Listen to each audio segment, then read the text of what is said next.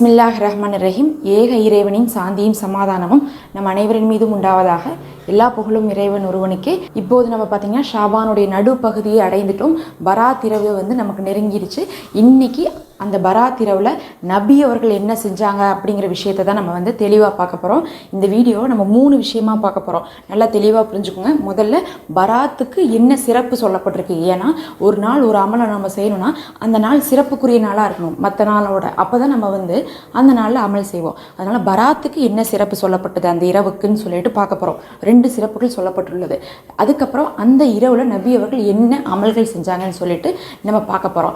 3வது, அந்த அமல்களில் நம்ம எதை தவிர்க்க வேண்டும் அப்படிங்கிறதை பார்க்க போகிறோம். இந்த வீடியோவை முழுசாக பார்த்தா மட்டும்தான் உங்களுக்கு ஒரு ஐடியா கிடைக்கும். ஏன்னா சில விஷயங்கள் நாம் இப்போ எல்லாருமே செஞ்சிட்ருக்கோம். வருஷமாக பராத் இரவுனா இதெல்லாம் செய்யணும்னு சொல்லிட்டு செஞ்சிட்ருக்கோம். ஆனால் அதெல்லாம் நபி அவர்கள் செய்யலை. நபி அவர்கள் செஞ்சதை நம்ம இந்த நாட்களில் செய்யாமல் இருக்கோம். அதனால் நம்ம ஹதீஸ்களை சஹீஹான ஆதாரத்தோடு நம்ம சொல்ல போகிறோம். முழுசாக பாருங்கள். அப்போ தான் உங்களுக்கு இந்த நாட்களுடைய முழு சிறப்பையும் அமல்களையும் நீங்கள் புரிஞ்சுக்கொள்ள முடியும். இப்போ ஃபஸ்ட்டு விஷயம் நான் என்ன சொல்லிடுறேன்னா, இந்த நாளுக்கு என்ன சிறப்பு சொல்லப்பட்டுள்ளதுன்னு நான் சொல்லிடுறேன். ஃபஸ்ட்டு என்ன சொல்கிறாங்கன்னா, இந்த பராத் இரவு அப்படிங்கிறது நமக்கு எப்போனா வியாழக்கிழமை மக்ரீப்லேருந்து ஆரம்பித்து வெள்ளிக்கிழமை காலையில் வரையும் இருக்கும். இந்தியாவில் இருக்கவங்களுக்குலாம் பிறை கணக்குப்படி வியாழக்கிழமை மக்ரீப்லேருந்து வெள்ளிக்கிழமை காலையில் வரையும். ஓகேங்களா? அதில் முதல் விஷயம், இந்த நாளுடைய அந்த இரவுடைய சிறப்பு என்னென்னா 2 சிறப்புகள் சொல்லப்படுது. ஒன்று, இந்த இரவில் தான் நம்மளுடைய விதி தீர்மானிக்கப்படுது. அதாவது அடுத்த 1 வருஷத்துக்கு உங்களுக்கு எவ்வளோ சாப்பாடு, எவ்வளோ சிரிப்பீங்க, எவ்வளோ அழுகுவீங்க, என்ன ரிசுக்கு, என்ன வருமானம், எல்லாமே எல்லா நல்லது கெட்டது எல்லாமே விதியாக தீர்மானிக்கப்படுதுன்னு சொல்லப்படுது. 2வது விஷயம், இந்த இரவு முழு பாவங்களும் மன்னிக்கப்படுதுன்னு சொல்லப்படுது. ஆனால் இது உண்மைதானா அப்படிங்கிறதை நான் அடுத்த அறிவிப்பு சொல்லுவேன். அதை வச்சு நீங்கள் தெரிஞ்சுக்கலாம். ஏன்னா நபி அவர்கள் இதை சொன்னாங்களா அப்படிங்கிறத நம்ம பார்க்கணும். இதை நம்பி தான் நம்ம அமல் செஞ்சுட்ருக்கோம். அப்போ அது தெரியாமல் வச்சுக்கலாமா? அப்போ அதை தெரிஞ்சுக்கணும். அதுக்கு முன்னாடி இந்த நாளில் 3 அமல் செய்கிறாங்க. எல்லாரும் செய்கிறாங்கன்னு தான் நம்ம சொல்கிறோம். இதை நபி அவர்கள் செஞ்சாங்கன்னு நம்ம சொல்ல, ஆனால் எல்லா மக்களும் செய்கிறாங்க. அது என்னன்னு நம்ம பார்த்துடலாம். அதுக்கப்புறம் இதில் எதை நபி அவர்கள் விட சொன்னாங்க அப்படிங்கிறத நம்ம பார்க்கலாம். முதல் விஷயம் என்ன பண்ணுறாங்கன்னா, மக்ரீபில் 3 யாசின் ஓதுறாங்க. 3 யாசின் எதுக்காக ஓதுறாங்க? ஏன்னா நீண்ட ஆயுள் வேணும், அதுக்கப்புறம் பலா முஷீபத் நீங்கணும், அதுக்கப்புறம் மரணித்தவர்களுக்காகன்னு சொல்லிட்டு ஓதுறாங்க. இந்த 3 யாசினை ஓதிட்டு ரொட்டி சுட்டு கொடுத்து ஒரு வாழைப்பழத்தை கொடுப்பாங்க. அந்த ரொட்டி அவர்களுக்கு குடையாகவும், அதே மாதிரி அந்த வாழைப்பழம் அவர்களுக்கு கைப்பிடியாகவும் இருந்து மறுமை நாளில் அவர்களை காப்பாற்றுன்னு சொல்கிறாங்க. ஆனால் இது உண்மையா அப்படிங்கிறது நான் அடுத்த அறிவிப்பு சொல்லுவேன். அப்போவே உங்களுக்கு புரிஞ்சிடும். அடுத்து 3வது விஷயமாக என்ன செய்கிறாங்கன்னா, இரவு முழுவதும் வணக்க வழிபாடுகள், அதாவது விழித்து தொழுது சஹர் செய்து நோன்பு வைக்கிறாங்க. அப்போ இந்த 3 விஷயத்தை தான் எல்லாரும் செஞ்சிட்ருக்காங்க. என்னென்ன விஷயம்னா 3 யாசின்னு, அதுக்கப்புறம் அந்த ரொட்டியும் வாழைப்பழமும், அதுக்கப்புறம் இரவு ஃபுல்லாக தொழுது நோன்பு வைக்கிறாங்க. இப்போ நம்ம என்ன பண்ணிட்டோம்னா, ஃபஸ்ட்டு நம்ம சிறப்பு பார்த்துட்டோம், அதுக்கப்புறம் அமலை பார்த்துட்டோம். இது 2 நபி அவர்கள் சொன்னாங்களான்னு இப்போ பார்த்துடலாம். பார்த்துட்டு அடுத்து என்ன திக்ரு துவா எல்லாமே நம்ம பார்த்துக்கலாம். இப்போ இதை பற்றி 4 அறிவிப்பு தான் வந்திருக்கு. நீங்கள் இந்த அறிவிப்பை முஸ்னத் அகமது, அதுக்கப்புறம் திருமதி, இந்த மாதிரியான கிரந்தங்களில் பார்க்க முடியும். அந்த அறிவிப்புகள் நான் ஒன்று ஒன்றா வாசிக்கிறேன். முதல் அறிவிப்பு யார் சொன்னாங்கன்னு பார்த்தீங்கன்னா, அலி பின் அபு தாலிப் அவர்கள் சொல்கிறாங்க, ஒரு தடவை நபி ஸல்லல்லாஹு அலைஹி வஸல்லம் அவர்களை பார்க்குறாங்க. எப்போ பார்க்குறாங்கன்னு பார்த்தீங்கன்னா, ஷாபானுடைய 15 அன்னைக்கு தான் பார்க்குறாங்க. பார்க்கும்போது நபி ஸல்லல்லாஹு அலைஹி வஸல்லம் அவர்கள் சொன்னாங்களாமா, சூரியன் மறையும் போது இருந்து, அதாவது மக்ரீப் நேரத்துலேருந்து அல்லாஹ் கீழ்வானத்தில் இருக்கிறான். அந்த அன்னைக்கு நம்ம எதை கேட்டாலும் கொடுப்பான். எங்கிட்ட துவா செய்கிறவங்க இருக்கிறீங்களா, உங்கள் துவாவை கபுலாக்குறேன். எங்கிட்ட கவலையை முறையிடுறவங்க இருக்கிறீங்களா, உங்கள் கவலையை போக்குறேன் அப்படின்னு சொல்லிட்டு அல்லாஹ் சொல்கிறாங்கன்னு சொல்லிட்டு வந்திருக்கு இந்த அறிவிப்பு. இதை யார் சொல்கிறாங்க? அபீ பின் அபு தாலிப் அவர்கள் சொல்கிறாங்க. ஆனால் சொன்னாலும் இதை எப்படி பதிவு பண்ணியிருக்காங்கன்னா, இது புனையப்பட்ட அறிவிப்புன்னு பதிவு பண்ணியிருக்காங்க. அப்படின்னா இட்டுக்கட்டப்பட்டவை, அதாவது இல்லாத ஒரு விஷயத்தை சொல்லியிருக்காங்க அப்படின்னு சொல்லி தான் இந்த அறிவிப்பையே பதிவு செஞ்சுருக்காங்க. இதை நீங்கள் எங்கே பார்க்க முடியும்னா, இப்னு மஜால பார்க்க முடியும். ஹதீஸ் நம்பர் 1388. அப்போ இது இட்டுக்கட்டப்பட்டவை. நபி அவர்கள் என்ன சொல்ல, அந்த இரவில் தான் அல்லாஹ் கீழ்வானத்துக்கு வரான்னு சொல்லி தான் நம்ம அமல்கள் செய்கிறோம். ஆனால் அப்படி ஒரு அறிவிப்பே சுத்தமாக இல்லாத ஒரு அறிவிப்பை தான் சொல்லியிருக்காங்க. அடுத்து 2வது, ஆயிஷா ரலியல்லாஹு அன்ஹா அவர்கள் ஒரு தடவை நபி அவர்களை பார்க்குறாங்க. வீட்டில் காணோம்னு சொல்லிட்டு அவங்க பின்னாடி போகிறாங்க. போய் பார்க்கும்போது ஜன்னத்துல் பக்கீல நபி அவர்கள் உட்காந்து துவா செஞ்சுட்ருக்காங்க. அந்த சமயத்தில் நபி அவர்கள் பார்த்துட்டு கேட்குறாங்க, அல்லாஹும் அல்லாஹுடைய ரசூலும் உங்களுக்கு அநீதம் செய்கிறவங்க அப்படின்னு சொல்லிட்டு நீங்கள் நினைக்கிறீங்களான்னு கேட்குறாங்க. அப்போ ஆயிஷா ரலியல்லாஹு அன்ஹா அவர்கள் இல்லை ரசூலுல்லாஹ், உங்களை காணும்னு சொல்லிட்டு தேட வந்தேன் அப்படின்னு சொல்கிறாங்க.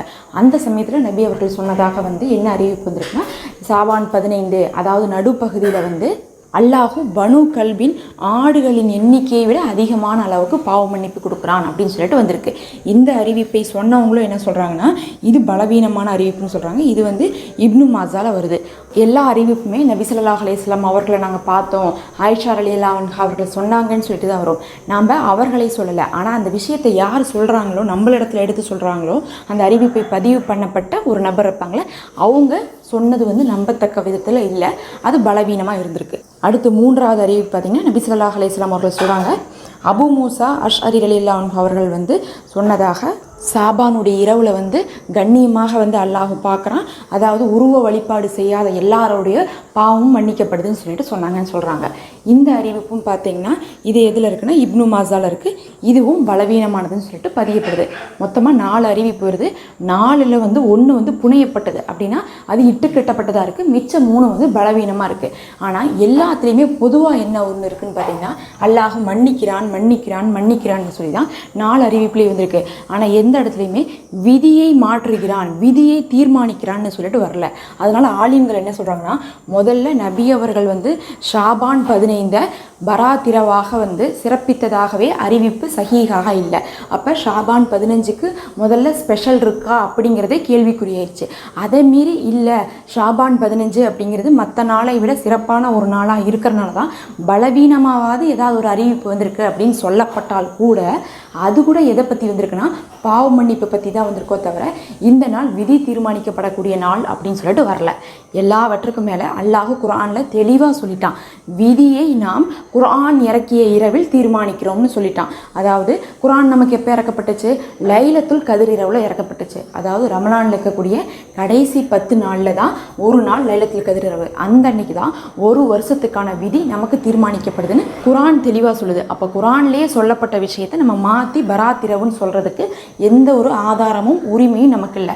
அப்போ பராத் இரவில் நமக்கு விதி தீர்மானிக்கப்பட போவதில்லை, லைலத்துல் கதிர் இரவு தான் விதி தீர்மானிக்கப்படுது. அப்போ பராத் இரவுன்னு ஒன்று சொல்லிட்டு தனியாக நம்ம சொல்கிறதே கேள்விக்குறி. அதை மீறி சொன்னாலும் அந்த அன்னைக்கு நம்ம பாவ மன்னிப்பு மட்டும்தான் வந்து நமக்கு சொல்லப்பட்டுள்ளதோ தவிர வேறு எதுவும் சொல்லப்படலை. சரி, இப்போ நம்ம என்ன திக்ர் ஓதணும், என்ன துவா ஓதணும், என்ன சூறா ஓதணும், நோன்பு வைக்கணுமா, இதெல்லாம் கேட்டால் அதாவது நபி அவர்கள் வந்து அரஃபா நாளை பற்றி சொன்னாங்க. அரஃபா நாளில் நோன்பு வச்சிங்கன்னா 2 வருஷ பாவம் மன்னிக்கப்படும்னு சொல்லியிருக்காங்க. அதே மாதிரி ஆசுரா நாளை பற்றி சொல்லியிருக்காங்க. நபி அவர்கள் அரஃபா நோன்பு ஆசுரா நோன்பை அந்த 2 நோன்பையும் சிறப்பித்து சஹீஹான அறிவிப்பில் வந்திருக்கு. ஆனால் பராத் இரவு நோன்பு வைக்கணும், அந்த நோன்பு வச்சிங்கன்னா உங்களுக்கு இந்த சிறப்புன்னு சொல்லிட்டு ஒரு அறிவிப்பு கூட சஹீஹான அறிவிப்பில் வரல. அப்போ நபி அவர்கள் அந்த 2 விஷயத்த சொல்லும் போது அதை ஆதாரபூர்வமாக பல நபர்கள் செஞ்சனால அது பதிவிடப்பட்டுச்சு. ஆனால் இந்த நோன்புக்கு ஆதாரம் இல்லை. அதே நேரத்தில் நீங்கள் நோன்பு வைக்கக்கூடாதுன்னு கேட்டால் கண்டிப்பாக நோன்பு வைங்க. ஏன்னா ஷாபான் மாதம் முழுவதுமே நபி அவர்கள் அதிகமான நோன்பு வச்சுருக்காங்க. அதனால நீங்கள் 15ஆம் நாளும் நோன்பு வச்சுக்கலாம். நோன்பு வைக்கிறது தப்பில்லை, அது பராத் நோன்பு கிடையாது, ஷாபானுடைய நஃபில் நோன்புன்னு சொல்லிட்டு நீங்கள் வைங்க. ஓகேங்களா? அதே மாதிரி வந்து என்ன திக்ருன்னு கேட்டிங்கன்னா நபி அவர்கள் லைலத்துல் கதிர் இரவுக்கு வந்து சொல்லி கொடுத்துருக்காங்க. இந்த துவா ஓதுங்க, இரவு முழுவதும் நீங்கள் சதக்கா செய்யுங்க, முழிச்சிருங்கன்னு சொல்லியிருக்காங்க. அப்போ லைலத்துல் கதிர் இரவு அவ்வளோ சிறப்பித்து நபி அவர்கள் இந்த திக்ரு ஓதுங்க, இந்த துவா ஓதுங்க, இப்படி தொழுவுங்கன்னு சொன்னவங்க பராத் ஒரு ஸ்பெஷலான நாளாக இருந்திருந்தா கண்டிப்பாக அதுக்கும் வந்து இரவு தொழுகையை செய்யுங்கன்னு குறிப்பிட்டு ஆதாரபூர்வமான ஹதீஸில் வந்திருக்கும். இந்த துவா ஓதுங்கன்னு வந்திருக்கும், இந்த திக்ரு ஓதுங்கன்னு வந்திருக்கும். ஏன்னா அரஃபா நாளுக்கெலாம் வந்து நபி அவர்கள் வந்து திக்ரு சொல்லி கொடுத்தாங்க, லைலத்துல் கதிர் இரவுக்கு துவா சொல்லி கொடுத்தாங்க. இந்த மாதிரி சிறப்பான நாளுக்கு திக்ரு துவா தொழுகை எல்லாமே சொல்லி கொடுக்கப்பட்டுள்ளது. அது ஹதீஸ் வந்து ரொம்ப ஸ்ட்ராங்கான ஹதீஸாக இருக்குது. அதை பல பேர் வந்து என்ன பண்ணியிருக்காங்கன்னா சஹாபாக்கள் பதிவு செஞ்சுருக்காங்க. ஆனால் பராத் இரவில் நபி அவர்கள் இந்த திக்ரு ஓதுனாங்க, இந்த துவா ஓதுனாங்க, இந்த தொழுகை செய்தாங்க, இப்படி நோன்பு வச்சாங்கன்னு சொல்லிட்டு ஒரு அறிவிப்பு கூட ஸ்ட்ராங்காக வரல. நபி அவர்கள் மட்டும் இல்லை, சஹாபாக்களும் அதை செய்யலை அப்படிங்கிறது தெரிஞ்சுக்கலாம். ஒரு சில பலவீனமான அறிவிப்பு இருந்தாலும் கூட அது கூட வந்து பார்த்திங்கன்னா நபி அவர்கள் காலத்தில் எழுதப்படலை, ரொம்ப பின்னாடி தான் வந்து அதெல்லாம் வந்திருக்கு. அப்போ இந்த நாளுக்குன்னு சொல்லிட்டு தனியாக எந்த சிறப்பும் நம்ம சொல்ல முடியாது. நாம் இந்த நாளை விட்டுற வேண்டாம் அப்படின்னு ஒரு நம்பிக்கையோடு நம்ம அமல் செய்தாலும் கூட நாம் என்ன செய்யலாம்னா பாவ மன்னிப்பு தான் நம்ம எதிர்பார்க்க முடியுமோ தவிர இந்த நாளுக்கும் விதி தீர்மானிக்கப்படுவது பெறுவதற்கும் சம்மந்தம் இல்லை. இந்த நாளில் நீங்கள் யாசின் ஓதணும், இந்த திக்ரு ஓதணும், இந்த துவா ஓதணும், இந்த நோன்பு வைக்கணும்ட்டுலாம் எந்த ஒரு அவசியமும் இல்லை. இந்த நாள் மற்ற நாளை விட விருப்பப்பட்டால் நன்மைகளை செய்து கொள்ளுங்கள். எந்த ஒரு தனி சிறப்பான விஷயங்களும் இந்த நாள் கட்டாயமாக செய்யணும்னு சொல்லிட்டு நமக்கு அறிவிப்பில் வரல. உங்களுக்கு வந்து இது புரிஞ்சிருக்கும்னு நினைக்கிறேன். மற்றவங்களுக்கு கண்டிப்பாக இதை ஷேர் பண்ணி அந்த நன்மையை பெற்றுக்கொள்ளுங்க. மறக்காமல் ஒரு லைக் கொடுங்க, மற்றவங்களுக்கு காமிச்சு அவங்களும் அமல் செய்யட்டும். அப்படியே சப்ஸ்கிரைப் பண்ணிக்கோங்க. அஸ்ஸலாமு அலைக்கும்.